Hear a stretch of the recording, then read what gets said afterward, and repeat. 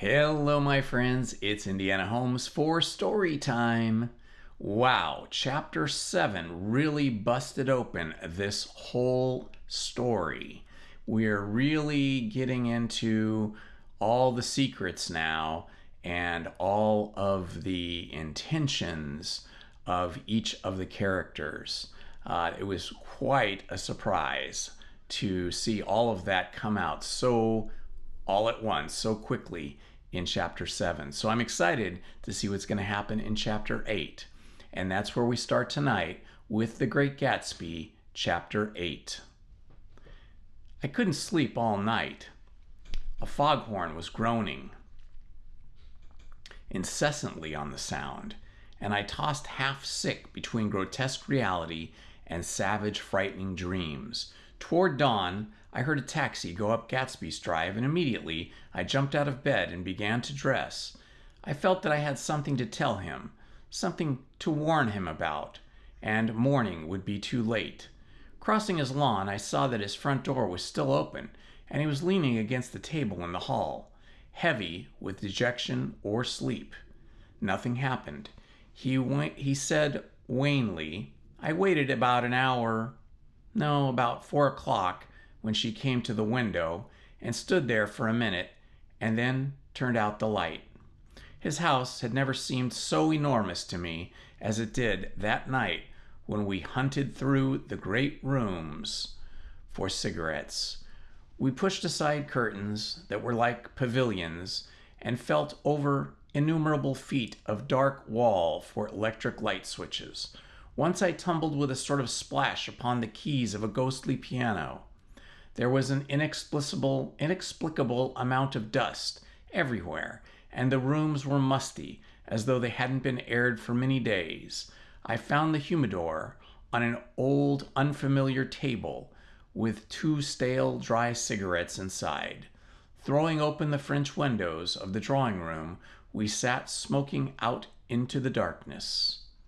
You ought to go away, I said. It's pretty certain they'll trace your car. Go away now, old sport? Go to Atlantic City for a week, or up to Montreal. He wouldn't consider it.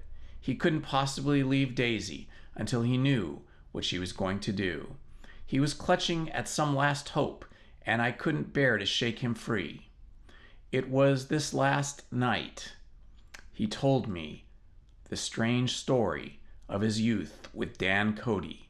Told it to me because Jay Gatsby had broken up like glass against Tom's hard malice, and the long secret extravaganza was played out. I think that he would have acknowledged anything now, without reserve, but he wanted to talk about Daisy. She was the first nice girl he had ever known. In various unrevealed capacities, he had come in contact with such people, but always with indiscernible barbed wire between. He found her excitingly desirable. He went to her house, at first with other officers from Camp Taylor, then alone. It amazed him. He had never been in such a beautiful house before, but what gave it an air of breathlessness, intensity, was that Daisy lived there. It was as casual a thing to her as his tent out at camp was to him.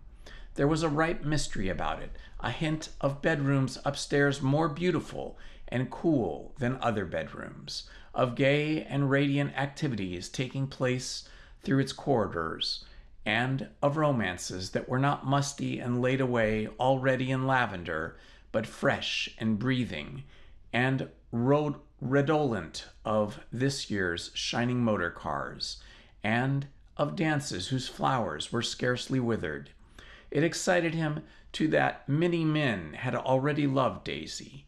It increased her value in his eyes. He felt her presence all about the house, pervading the air with shades and echoes of still vibrant emotions. But he knew that he was in Daisy's house by a colossal accident. However glorious might be his future as Jay Gatsby, he was at present a penniless young man without a past, and at any moment the invisible cloak of his uniform might slip from his shoulders. so he made the most of his time. He took what he could get, ravenously and unscrupulously. Eventually, he took Daisy, one still October night, took her because he had no real right to touch her hand. He might have despised himself, for he had certainly taken her under false pretense. I don't mean that he had traded on his phantom millions, but he had deliberately given Daisy a sense of security. He let her believe that he was a person from much of the same stratum as herself, that he was fully able to take care of her. As a matter of fact, he had no such facilities. He had no comfortable family standing behind him, and he was liable, at the whim of an impersonal government, to be blown anywhere about the world. But he didn't despise himself, and it didn't turn out as he had imagined. He had intended, probably, to take what he could and go, but now he found that he had committed himself to the following of a grail. He knew that Daisy was extraordinary, but he didn't realize just how extraordinary a nice girl could be. She vanished into her rich house, into her rich, full life, leaving Gatsby nothing. He felt married to her, that was all. When they met again 2 days later, it was Gatsby who was breathless, who was somehow betrayed. Her porch was bright with the brought luxury of starshine. The wicker of the settee squeaked fashionably as she turned toward him, and he kissed her curious and lovely mouth. She had caught a cold, and it made her voice huskier and more charming than ever, and Gatsby was overwhelmingly aware of the youth and mystery that wealth imprisons and preserves, of the freshness of many clothes, and of Daisy gleaming like silver, safe and proud above the hot struggles of the poor. I can't describe to you how surprised I was to find out I loved her, old sport. I even hoped for a while that she'd throw me over, but she didn't, because she was in love with me too. She thought I knew a lot, because I knew different things from her. Well, there I was, way off my ambitions, getting deeper in love every minute, and all of a sudden I didn't care.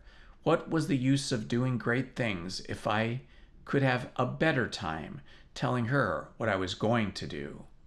On the last afternoon before he went abroad, he sat with Daisy in his arms for a long, silent time. It was a cold fall day with fire in the room, and her cheeks flushed. Now and then she moved, and he changed his arm a little, and once he kissed her dark, shining hair. The afternoon had made them tranquil for a while, as if to give them a deep memory for the long parting the next day promised. They had never been closer in their month of love, nor communicated more profoundly one with another than when she brushed silent lips against his coat shoulder, or when he touched the end of her fingers gently, as though she were sleeping. He did extraordinarily well in the war. He was a captain before he went to the front, and following the Argonne battles, he got his majority and the command of the divisional machine guns. After the armistice, he tried frantically to get home, but some complication or misunderstanding sent him to Oxford instead. He was worried now. There was a quality of nervous despair in Daisy's letters. She didn't see why he couldn't come. She was feeling the pressure of the world outside, and she wanted to see him and feel his presence beside her and be reassured that she was doing the right thing after all. For Daisy was young, and her artificial world was redolent of orchards and pleasant, cheerful snobbery and orchestras, which set the rhythm of the year, summing up the sadness and suggestiveness of life in new tunes. All night the saxophones wailed, and hopeless comment of the Beale Street blues, while 100 pairs of golden and silver slippers shuffled the shining dust. At the gray tea hour, there were always rooms that throbbed incessantly with this low, sweet fever, while fresh faces drifted here and there like rose petals blown by the sad horns around the floor.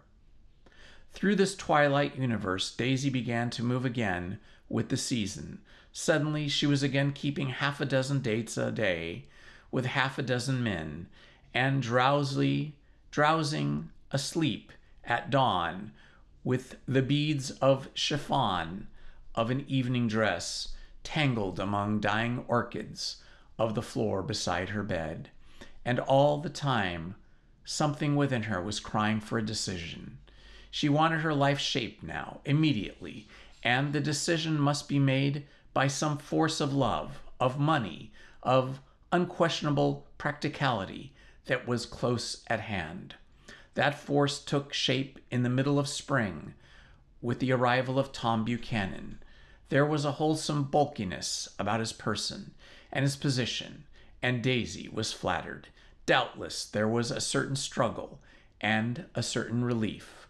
The letter reached Gatsby while he was still at Oxford. It was drawn now on Long Island, and we went about opening the rest of the windows downstairs, filling the house with gray turning, gold turning light. The shadow of a tree fell abruptly across the dew, and ghostly birds began to sing among the blue leaves. There was a slow, pleasant movement in the air, scarcely a wind, promising a cool, lovely day. I don't think she ever loved him. Gatsby turned around from a window and looked at me challengingly. You must remember, old sport, she was very excited this afternoon. He told her those things in a way that frightened her, that made it look as if I was some kind of cheap sharper, and the result was she hardly knew what she was saying. He sat down gloomily. Of course, she might have loved him, just for a minute, when they were first married, and loved me even then. Do you see? Suddenly he came out with a curious remark. In any case, he said, it was just personal. What could you make of that, except to suspect some intensity in his conception of the affair that couldn't be measured? He came back from France when Tom and Daisy were still on their wedding trip, and made miserable but irresistible journey to Louisville on the last of his army pay. He stayed there a week, walking the streets where their footsteps had clicked together through the November night, and revisiting the out-of-the-way places to which they had driven in her white car. Just as Daisy's house had always seemed to him more mysterious and gay than other houses, so his idea of the city itself, even though she was gone from it, was pervaded with a melancholy beauty. He left feeling that if he had searched harder, he might have found her, that he was leaving her behind. The day coach, he was penniless now, and was hot. He went out to the open vestibule and sat down on a folding chair, and the station slid away, and the backs of unfamiliar buildings moved by. Then out into the spring fields, where a yellow trolley raced them for a minute with people in it who might once have seen the pale magic of their face along the casual street. The track curved, and now it was going away from the sun, which, as it sank lower, seemed to spread itself in benediction over the vanishing city where she had drawn her breath. He stretched out his hand desperately, as if to snatch only a wisp of air, to save a fragment of the spot that she had made lovely for him. But it was all going by too fast for now his blurred eyes, and he knew that he had lost that part of it, the freshest, the best, forever. It was 9 o'clock when we finished breakfast and went out on the porch. The night had made a sharp difference in the weather, and there was an autumn flavor in the air. The gardener, the last one of Gatsby's former servants, came to the foot of the steps. I'm going to drain the pool today, Mr. Gatsby. Leaves'll be startin' to fall pretty soon, and then there's always trouble with the pipes. Don't do it today, Gatsby answered. He turned to me apologetically. You know, old sport, I've never used that pool all summer. I looked at my watch and stood up. 12 minutes to my train. I didn't want to go to the city. I wasn't worth a decent stroke of work, but it was more than that. I didn't want to leave Gatsby. I missed that train, and then another, before I could get myself away. I'll call you up, I said finally. Do, old sport. I'll call you about noon. We walked slowly down the steps. I suppose Daisy will call too. He looked at me anxiously, as if he hoped I'd corroborate this. I suppose so. Well, goodbye. We shook hands and I started away. Just before I reached the hedge, I remembered something and I turned around. They're a rotten crowd, I shouted across the lawn. You're worth the whole damn bunch put together. I've always been glad I said that. It was the only compliment I ever gave him, because I disapproved of him from the beginning to end. First he nodded politely, and then his face broke into that radiant and understanding smile, as if we'd been in ecstatic cahoots on that fact all the time. His gorgeous pink rag of a suit made a bright spot of color against the white steps, and I thought of the night when I first came to his ancestral home 3 months before.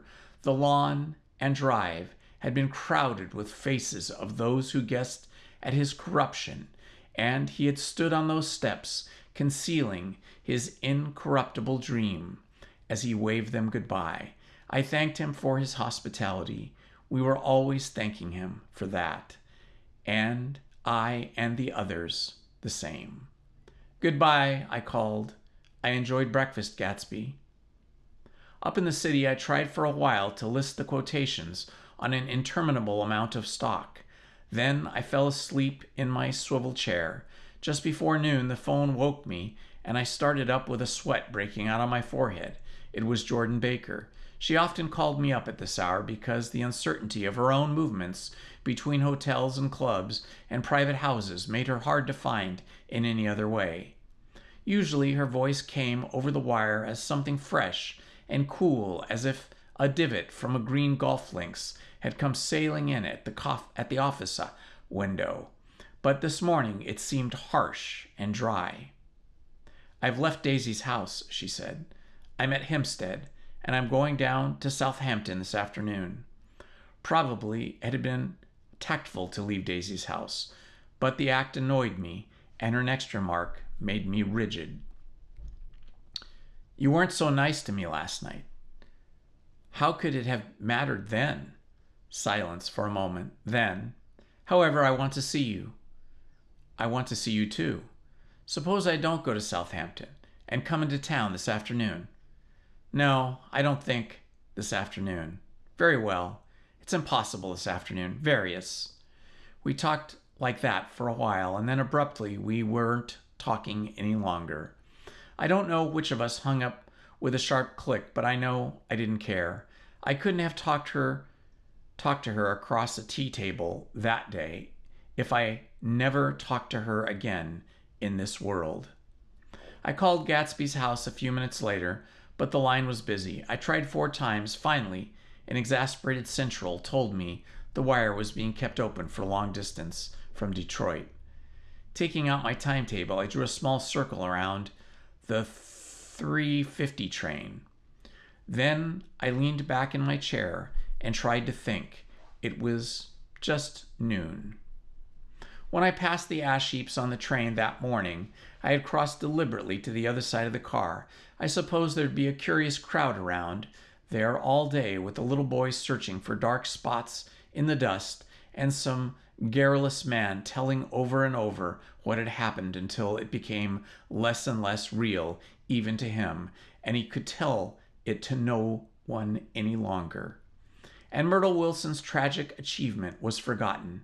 Now I want to go back a little and tell what happened at the garage after we left there the night before.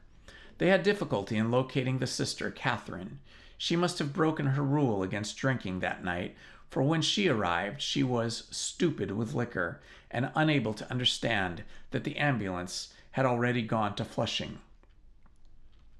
When they convinced her of this, she immediately fainted, as if That was the intolerable part of the affair. Someone kind or curious took her in his car and drove her in the wake of her sister's body.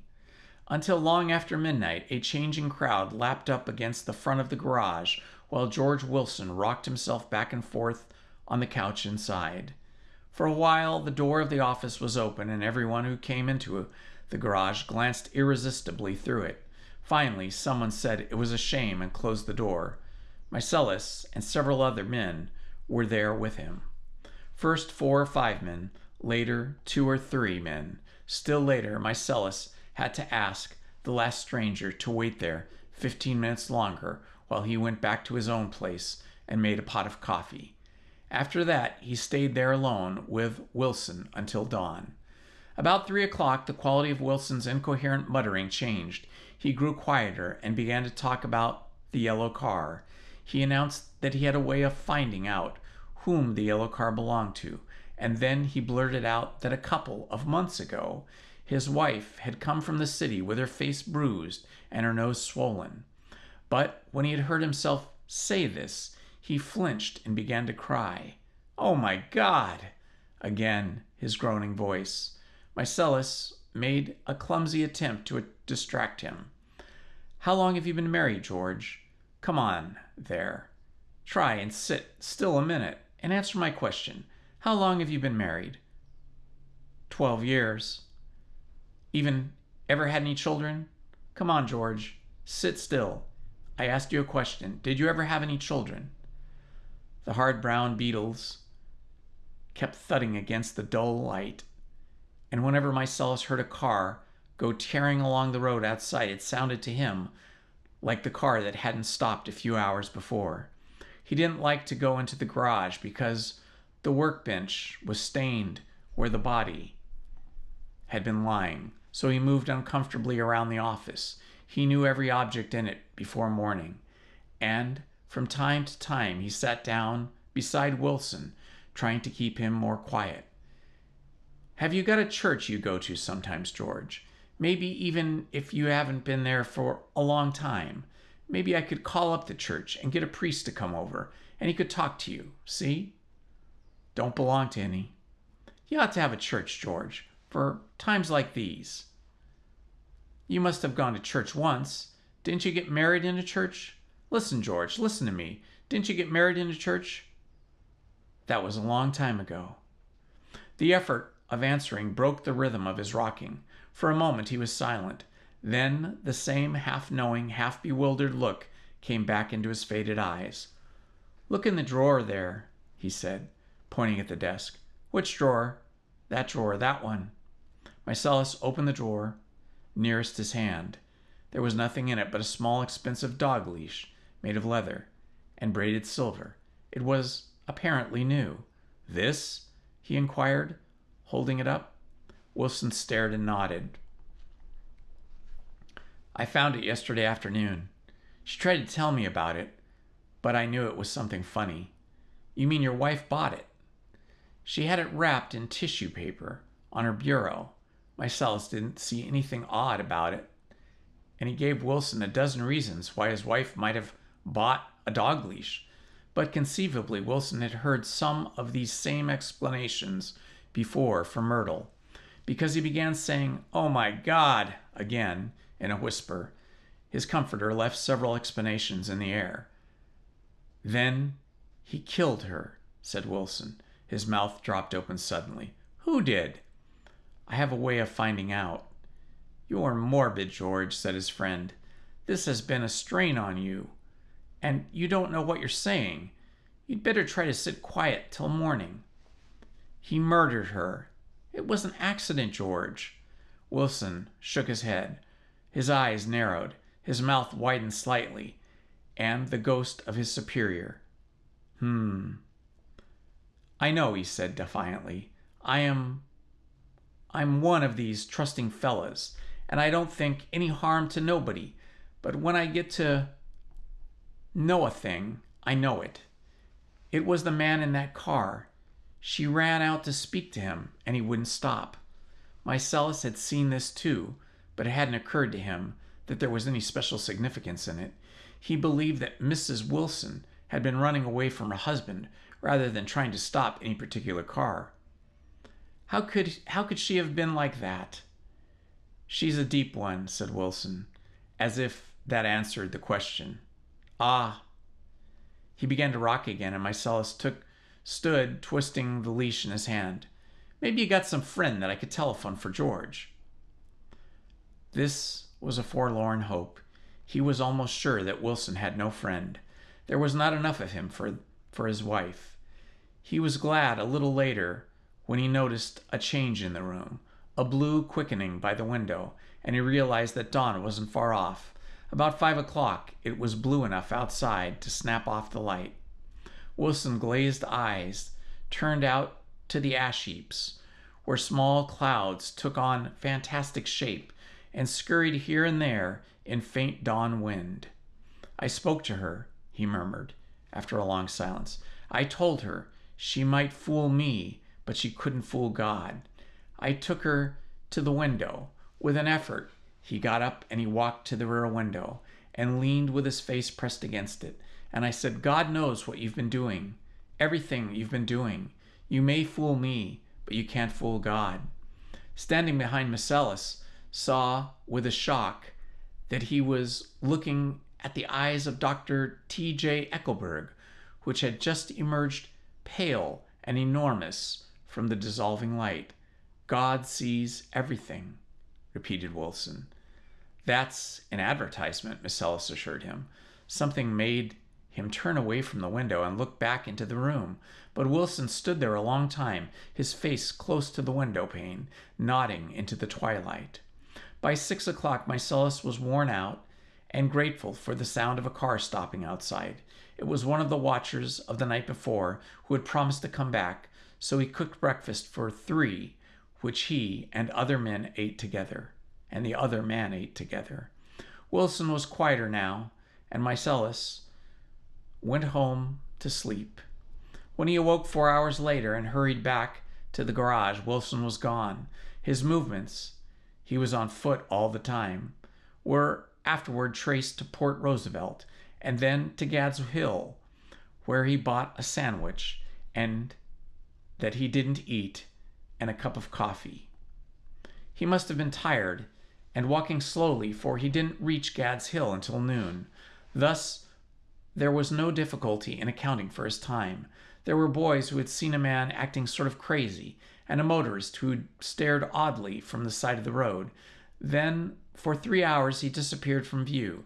The police, on the strength of what he said to Marcellus, that he had a way of finding out, supposed that he spent time going from garage to garage, thereabouts inquiring for a yellow car. On the other hand, no garage man had seen him ever come forward, and perhaps he had an easier, surer way of finding out than he wanted to know. By 2:30, he was in West Egg, where he asked someone the way to Gatsby's house. By that time, he knew Gatsby's name. At 2 o'clock, Gatsby was in his bathing suit and left word with the butler that if anyone phoned, word was to be brought to him at the pool.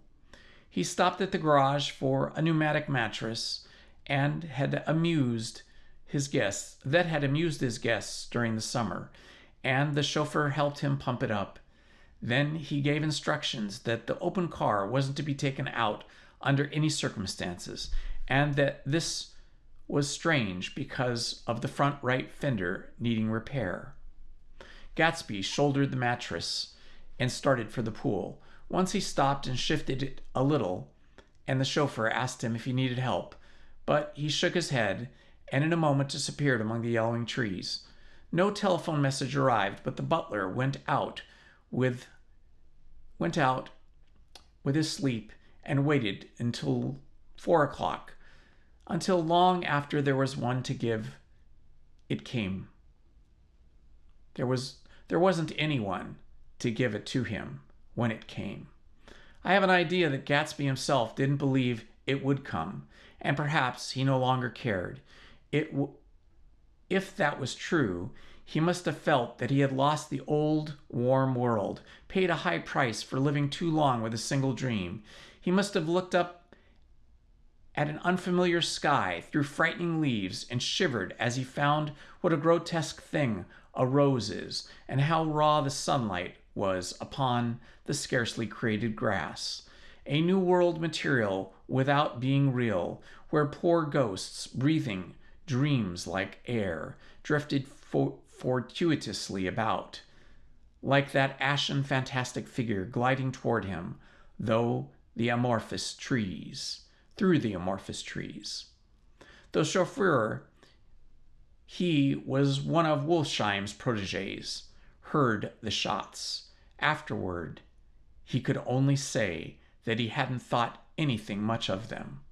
I drove from the station directly to Gatsby's house, and my rushing anxiously up the front steps was the first thing that alarmed anyone. But they knew then, I firmly believe. With scarcely a word said, 4 of us, the chauffeur, butler, gardener, and I hurried down to the pool. There was a faint, barely perceptible movement of the water as the fresh flow from one end urged its way toward the drain at the other. With little ripples that were hardly the shadows of waves, the laden mattress moved irregularly down the pool. A small gust of wind that scarcely corrugated the surface was enough to disturb its accidental course with its accidental burden. The touch of a cluster of leaves revolved it slowly, tracing, like the leg of a compass, a thin red circle in the water. It was after we started with Gatsby toward the house that the gardener saw Wilson's body a little way off in the grass, and the Holocaust was complete.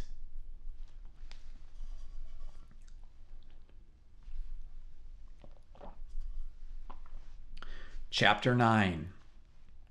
After 2 years, I remember the rest of that day, and that night and the next day, only as an endless drill of police and photographers and newspapermen in and out of Gatsby's front door.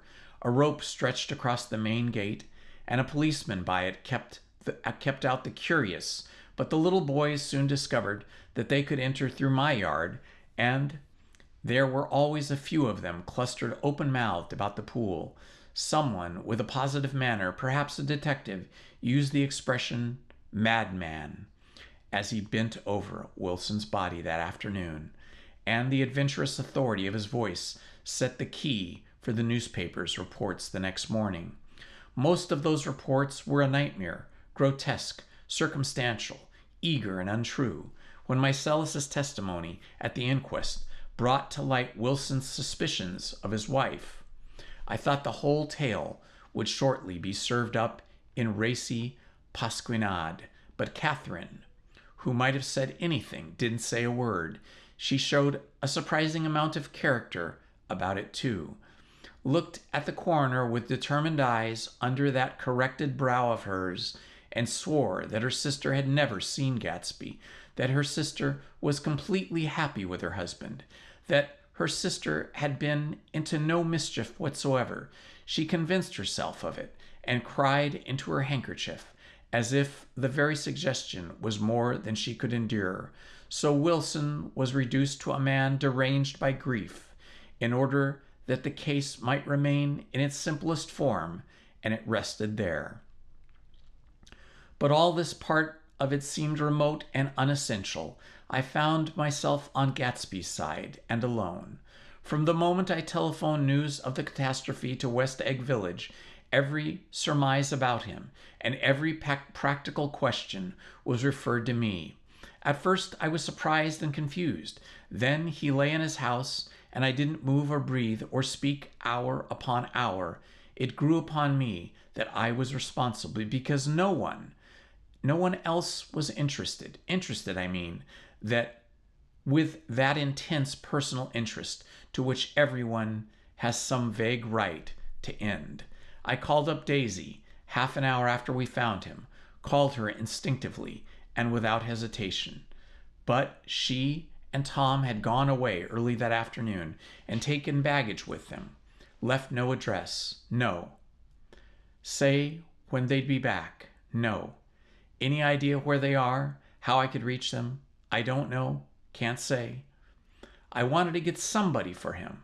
I wanted to go into the room where he lay and reassure him. I'll get somebody for you, Gatsby. Don't worry, just trust me. I'll get you somebody for you. Meyer Wolfshine's name wasn't in the phone book. The butler gave me his office address on Broadway, and I called information. But by the time I had the number, it was long after 5, and no one answered the phone. Will you ring again? I've rung them 3 times. It's very important. I'm sorry, I'm afraid no one's there. I went back to the drawing room and thought for an instant that they were chance visitors, all these official people who suddenly filled it. But as they drew back the sheet and looked at Gatsby with unmoved eyes, his protest continued in my brain. Look here, old sport. You've got to get somebody for me. You've got to try hard. I can't go through this alone. Someone started to ask me questions. I broke away and going upstairs looked hastily through the unlocked parts of his desk. He'd never told me definitely that his parents were dead, but there was nothing, only a picture of Dan Cody, a token of forgotten violence staring down from the wall. Next morning I sent the butler to New York with a letter to Wolfshine, which asked for information and urged him to come out on the next train. That request seemed superfluous when I wrote it. I was sure he'd start when he saw the newspapers, just as sure as there'd be a wire from Daisy before noon. But neither a wire nor Mr. Wolfsheim arrived. No one arrived except more police and photographers and newspaper men. When the butler brought back Wolfsheim's answer, I began to have a feeling of defiance, of scornful solidarity between Gatsby and me against them all. Dear Mr. Carraway, this has been one of the most terrible shocks of my life. To me, I hardly can believe it is all true at all. Such a mad act as that man did should make us all think. I cannot come down now, as I am tied up in some very important business, and I cannot get mixed up in this thing now. If there is anything I can do, a little later, let me know in a letter by Edgar. I hardly know where I am when I hear about the thing like this, and I am completely knocked down and out. Yours truly, Meyer Wolfsheim. And then hastily added an addenda breath beneath. Let me know about the funeral, etc. Do not know his family at all. When the phone rang this afternoon, the long distance said Chicago was calling. I thought this would be Daisy at last, but the connection came through as a man's voice, very thin and far away. This is Slodge speaking. Yes, the name was unfamiliar. Hell of a note, isn't it? Get my wire? There haven't been any wires. Young Park's in trouble, he said rapidly. They picked him up when he handed the bonds over the counter. They got a circular from the New York giving them the numbers just 5 minutes before. What'd you know about that, hey? You never can tell in these hick towns. Hello? I interrupted breathlessly. Look here. This isn't Mr. Gatsby. Mr. Gatsby's dead. There was a long silence on the other end of the wire, followed by an exclamation, then a quick squawk as the connection was broken. I think it was the third day that a telegram signed Henry G. Gatz arrived from a town in Minnesota. It said only that the sender was leaving immediately and to postpone the funeral until he came. It was Gatsby's father, a solemn old man, very helpless and dismayed, bundled up in a long, cheap ulster against a warm September day. His eyes leaked continuously with his excitement, and when I took the bag and umbrella from his hands, he began to pull so incessantly at his sparse gray beard that I had difficulty in getting off his coat. He was on the point of collapse. So I took him into the music room and made him sit down while I sent for something to eat. But he wouldn't eat. The glass of milk spilled from his trembling hand. I saw it in the Chicago newspaper, he said. It was all in the Chicago newspaper. I started right away. I didn't know how to reach you. His eyes, seeing nothing, moved ceaselessly about the room. It was a madman, he said. He must have been mad. Wouldn't you like some coffee? I urged him. I don't want anything. I'm all right now, Mr. Caraway. Well, I'm all right now. Where have they got Jimmy? I took him into the drawing room, where his son lay, and left him there. Some little boys had come on the steps and were looking into the hall. When I told them who had arrived, they went away reluctantly. After a little while, Mr. Gatz opened the door and came out, his mouth ajar, his face flushed slightly, his eyes leaking isolated and unpunctual tears. He had reached an age where death is no longer has the quality of ghastly surprise, and when he looked around him, now for the first time, and saw the height and splendor of the hall and the great rooms opening out into it from other rooms, his grief began to be mixed with an odd pride. I helped him to a bedroom upstairs while he took off his coat and vest, and I told him that all arrangements had been deferred until he came.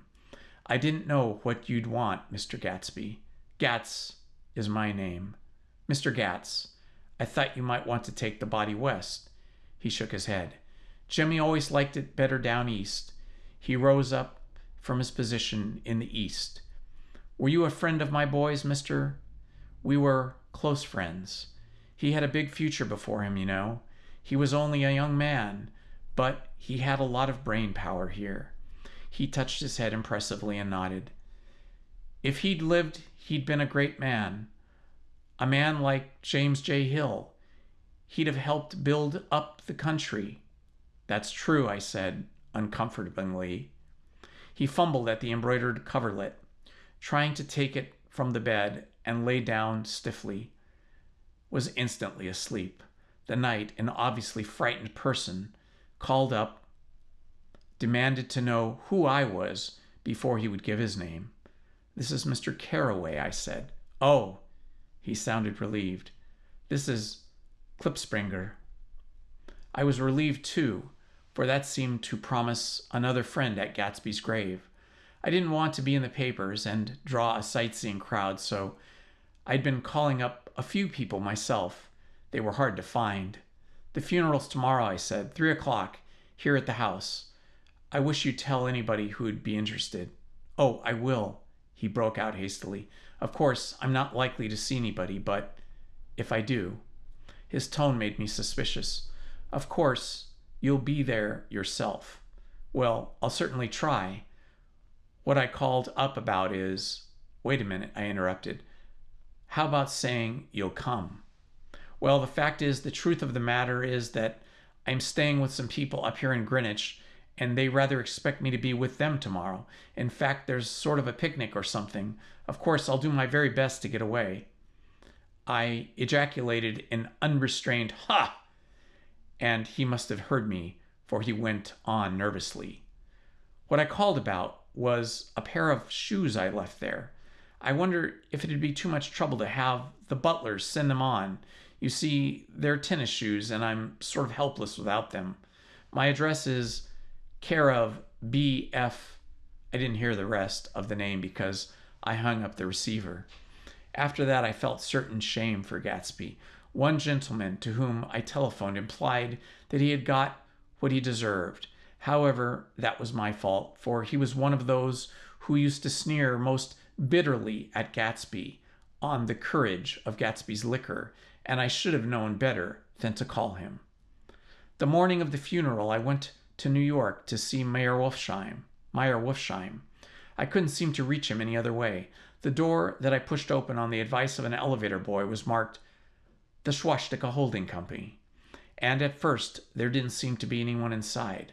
But when I shouted, "Hello," several times in vain, an argument broke out behind a partition, and presently a lovely Jewess appeared at the interior door and scrutinized me with black, hostile eyes.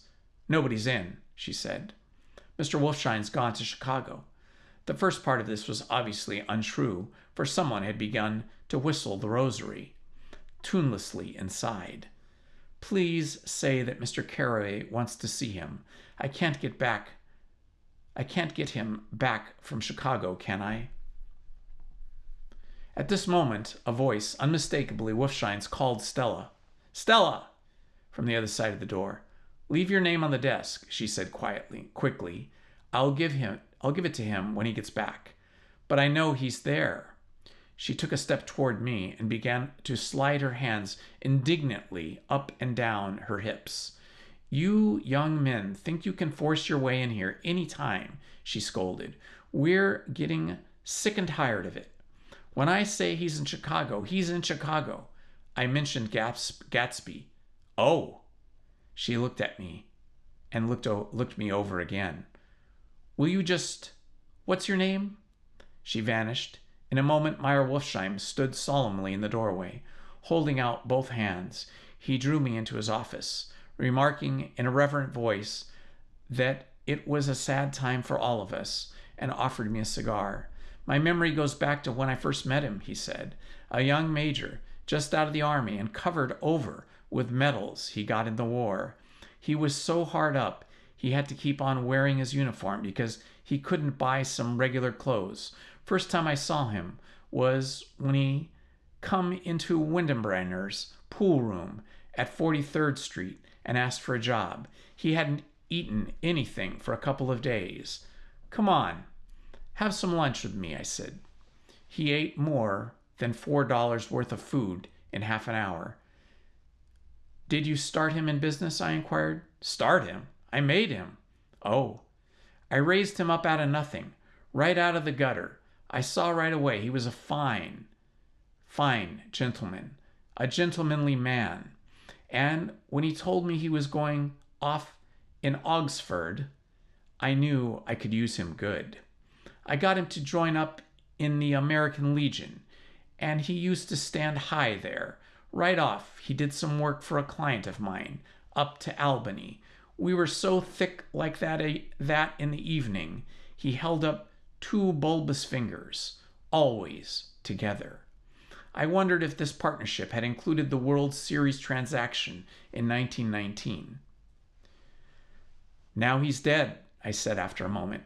"You were his closest friend, so I know you'll want to come to his funeral this afternoon."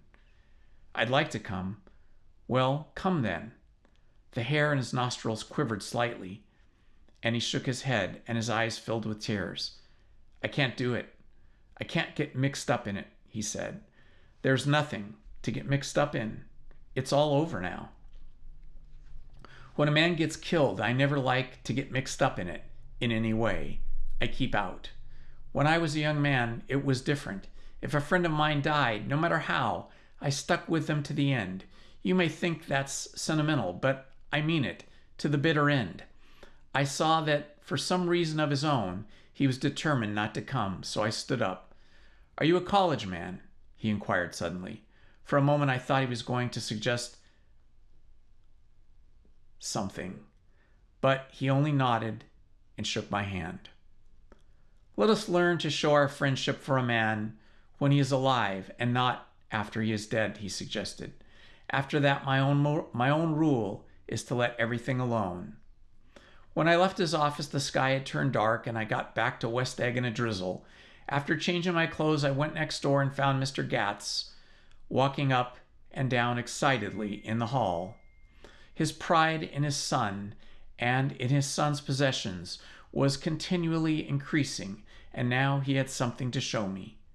"Jimmy sent me this picture." He took out his wallet with trembling fingers. "Look, there." It was a photograph of the house, cracked in the corners and dirty with many hands. He pointed out every detail to me eagerly. "Look there," and then sought admiration from my eyes. He had shown it so often that I think it was more real to him now than the house himself.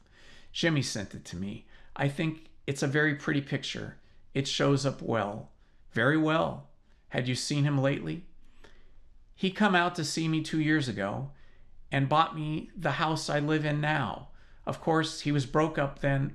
He was broke up when he run off from house and home, but I see there was a reason for it.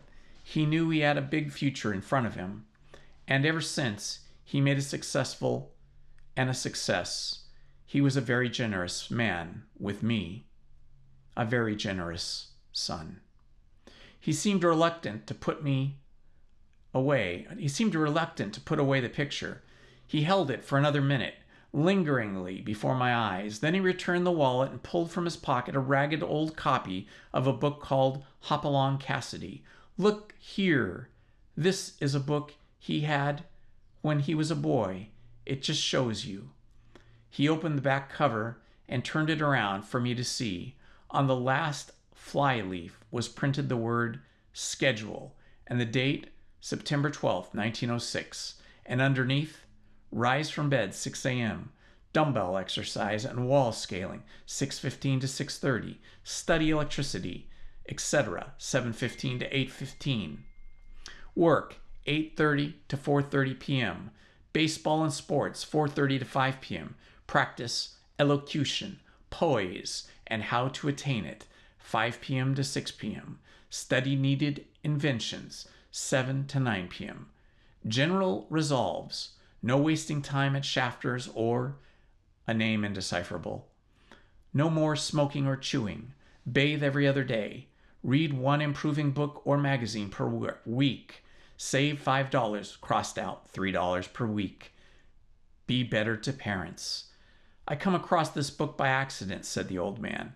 It just shows you, don't it? It just shows you. Jimmy was bound to get ahead. He always had some resolves like this or something. Do you notice what he's got about improving his mind? He was always great for that. He told me I ate like a hog once, and I beat him for it. He was reluctant to close the book, reading each item aloud and then looking eagerly at me. I think he rather expected me to copy down the list for my own use. A little before 3 Lutheran ministers arrived from Flushing, I began to look involuntarily out the window for other cars.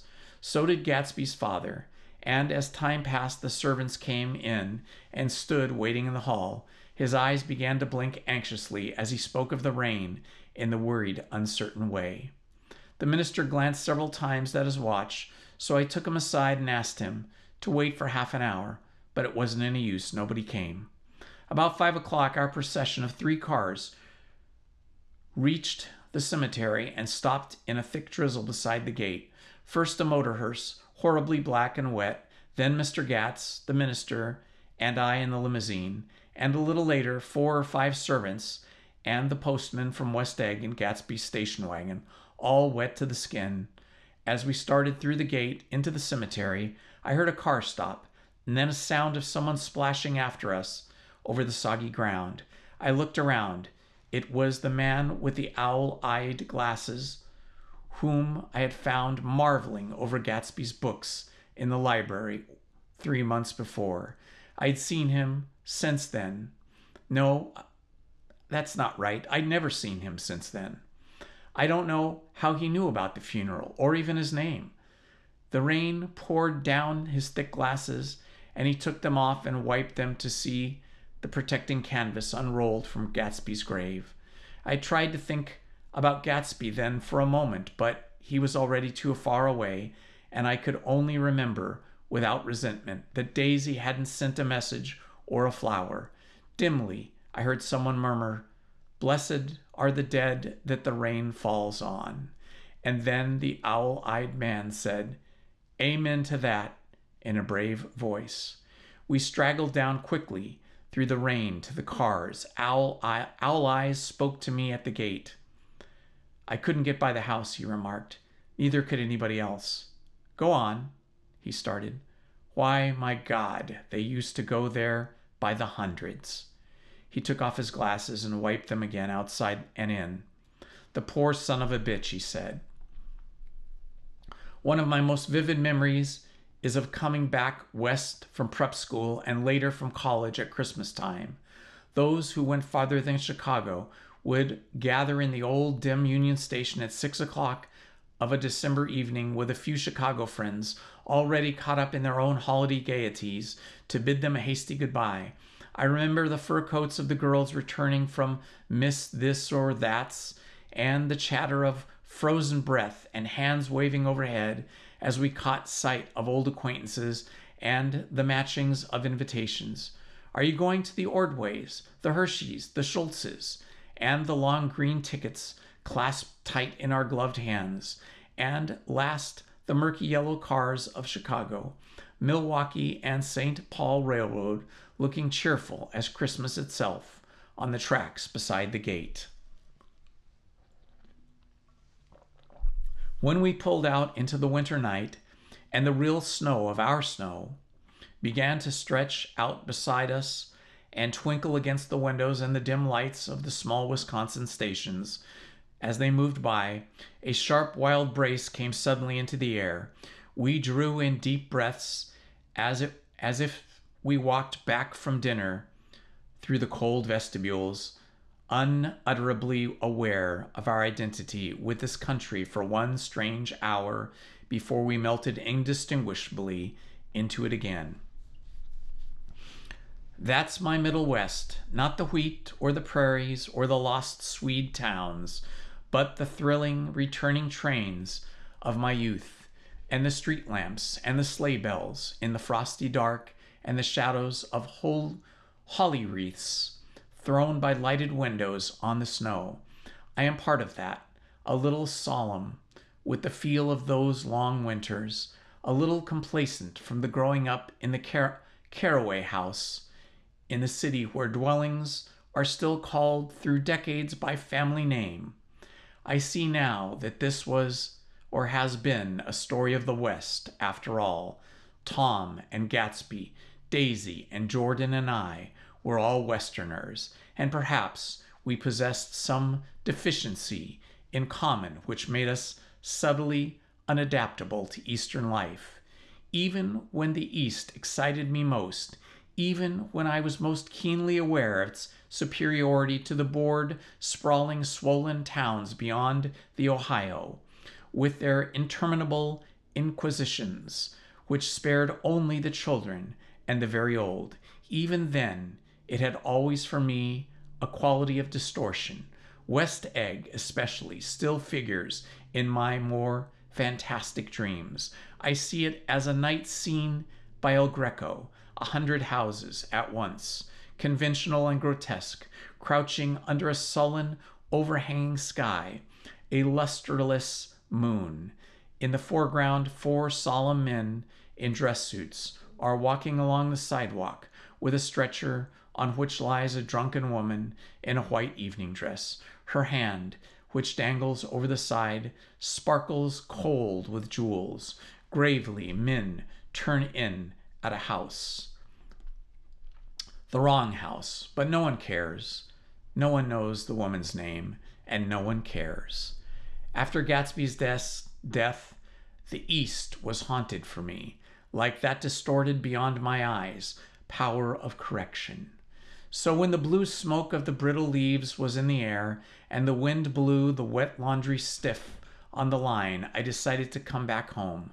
There was one thing to be done before I left, an awkward, unpleasant thing that perhaps I had better have to let alone. But I wanted to leave things in order and not just trust that obliging and indifferent sea to sweep my refuse away.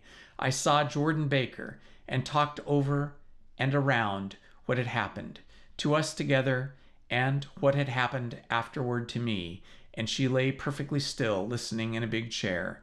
She was dressed to play golf, and I remember thinking she looked like a good illustration, her chin raised a little jauntily, her hair and the color of an autumn leaf, her face the same brown tint as the fingerless gloves on her knee. When I had finished, she told me without comment that she was engaged to another man. I doubted that, though there were several she could have married, at a nod of her head, but I pretended to be surprised. For just a minute, I wondered if I wasn't making a mistake. Then I thought it all over again quickly, and I got up to say goodbye. "Nevertheless, you did throw me over," said Jordan suddenly. "You threw me over on the telephone. I don't give a damn about you now, but it was a new experience for me, and I felt a little dizzy for a while." We shook hands. "Oh, and do you remember," she added, "a conversation we had once about driving a car?" "Why, not exactly. You said a bad driver was only safe until she met another bad driver. Well, I met another bad driver, didn't I? I mean, it was careless of me to make such a wrong guess. I thought you were rather an honest, straightforward person. I thought it was your secret pride." "I'm 30, I said. "I'm 5 years too old to lie to myself and call it honor." She didn't answer. Angry and half in love with her, and tremendously sorry, I turned away. One afternoon, late in October, I saw Tom Buchanan. He was walking ahead of me along Fifth Avenue in his alert, aggressive way, his hands out a little from his side body, as if to fight off interference, his head moving sharply here and there, adapting itself to his restlessness. Just as I slowed up to avoid overtaking him, he stopped and began frowning into the windows of a jewelry store. Suddenly he saw me and walked back, holding out his hand. "What's the matter, Nick? Do you object to shaking hands with me?" "Yes. You know what I think of you." "You're crazy, Nick," he said quickly. "Crazy as hell. I don't know what's the matter with you." "Tom," I inquired, "what did you say to Wilson that afternoon?" He stared at me without a word, and I knew I had guessed right about the missing hours. I started to turn away, but he took a step after me and grabbed my arm. "I told him the truth," he said. He came to the door while we were getting ready to leave, and when I sent down word that we weren't in, he tried to force his way upstairs. He was crazy enough to kill me if I hadn't told him who owned the yellow car. His hand was on a revolver in his pocket every minute he was in the house. He broke off defiantly. What if I did tell him? That fellow had it coming to him. He threw dust into your eyes, just like he did in Daisy's, but he was a tough one. He ran over Myrtle like you'd run over a dog, and never even stopped his car. There was nothing I could say except the one unutterable fact that it wasn't true. And if you think I didn't have my share of suffering, look here. When I went to give up the flat and saw that damn box of a dog biscuit sitting there on the sideboard, I sat down and cried like a baby. By God, it was awful. I couldn't forgive him or like him, but I saw that what he had done was, to him, entirely justified. It was all very careless and confused. They were careless people, Tom and Daisy.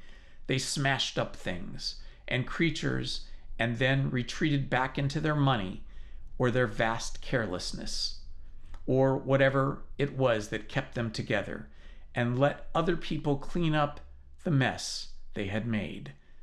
I shook hands with him. It seemed silly not to, for I felt suddenly as though I were talking to a child. Then he went into the jewelry store to buy a pearl necklace or perhaps a pair of cuff buttons, rid of my provincial squeamishness forever. Gatsby's house was still empty when I left. The grass on his lawn had grown as long as mine. One of the taxi drivers in the village never took a fare past the entrance gate without stopping for a minute and pointing inside. Perhaps it was he who drove Daisy and Gatsby over to East Egg the night of the accident, or perhaps he had made a story about it, all his own. I didn't want to hear it, and I avoided him when I got off the train. I spent my Saturday nights in New York because those gleaming, dazzling parties of his were with me so vividly that I could still hear the music and the laughter, faint and incessant, from his garden, and the cars going up and down his drive. One night I did hear a material car there and saw its lights stop at his front steps, but I didn't investigate. Probably it was some final guest who had been away at the ends of each of the earth and didn't know the party was over. On the last night, with my trunk packed and my car sold to the grocer, I went over and looked at the huge incoherent failure of a house once more. On the white steps, an obscene word scrawled by some boy with a piece of brick stood out clearly in the moonlight, and I erased it, drawing on my shoe raspingly along the stone. Then I wandered down the beach and sprawled out on the sand. Most of the big shore places were closed now, and there were hardly any lights except the shadowy, moving glow of the ferry boat across the sound. And as the moon rose higher, the ancestral houses began to melt away, until gradually I became aware of the old island here that flowered once for Dutch sailors' eyes, a fresh, green breast of the New World. Its vanished trees, the trees that had made way for the Gatsby's house, had once pandered in whispers to the last and greatest of all human dreams. For a transitory, enchanted moment, man must have held his breath in the presence of this continent. Compelled into an aesthetic contemplation he neither understood nor desired, face to face for the last time in history with something commensurate to his capacity for wonder. And as I sat there brooding over the old unknown world, I thought of Gatsby's wonder when he first picked out the green light at the end of Daisy's dock. He had come a long way to this blue lawn, and his dream must have seemed so close that he could hardly fail to grasp it. He did not know that it was already behind him, somewhere back in that vast obscurity beyond the city, where the dark fields of the Republic rolled on under the night. Gatsby believed in the green light, the orgastic future that year by year recedes before us. It eludes us then, but that's no matter. Tomorrow we will run faster, stretch out our arms farther, and one fine morning, so we beat on the boats against the current, borne back ceaselessly into the past. And that, my friends, is the end of F.Scott Fitzgerald's novel, The Great Gatsby. In my opinion, what a great tragedy. Something that illustrates that saying that we all know, that money cannot buy happiness, and maybe it cannot even buy love. But for sure, we know in this tale, this sad tale of lost love, that in this case, all the effort and all the money was for naught, as Daisy ultimately did not choose Gatsby. And Gatsby, who did choose Daisy by not giving away the secret that in fact she was behind the wheel and she was the one that ran over and killed Myrtle, is in some strange and sad way Gatsby's last and true sign of his deep and true love for Daisy. Wow, what a story. What a story. There is a little bit here that we can read about F.Scott Fitzgerald, so I think I will. This is at the back of the book, and it starts about the author. Francis Scott Key Fitzgerald, born 1896, died 1940, was an American novelist, short story writer, and screenwriter.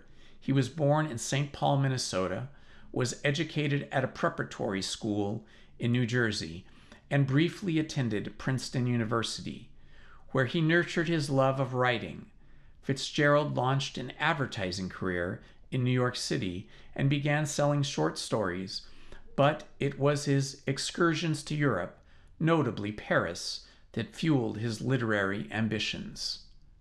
Fitzgerald's successful debut novel, This Side of Paradise, was followed by The Beautiful and the Damned, and then later, The Great Gatsby, and then after that, Tender is the Night. He was lured to Hollywood with the promise of a more lucrative career as a screenwriter. Fitzgerald was inspired to write the movie The Last Tycoon, which was unfinished at the time of his death and was published posthumously. This book and this little addendum here telling us about the author makes me want to read more books by F.Scott Fitzgerald. I had never read this, although I had seen the movie about F.Scott Fitzgerald, The Great Gatsby. And it was very good, by the way. If you have a chance, please see it. As it is different from this, but carries all the power, and even more so than the book offers. I think it embellishes the book more. But now that I've read this and I've seen that he's written these other books, I'm very interested in reading some of the others. I'll have to see which books are in the public domain, and maybe we'll read one of those next or at some point in the future. Anyway, I want to thank everybody for following along with me on this book again in story time. This has been Indiana Holmes. Love to you all, and I will see you tomorrow night with a new book. Good night, everybody. Love to all. Please hit the like button, subscribe, and hit the notifications button. Thank you very much.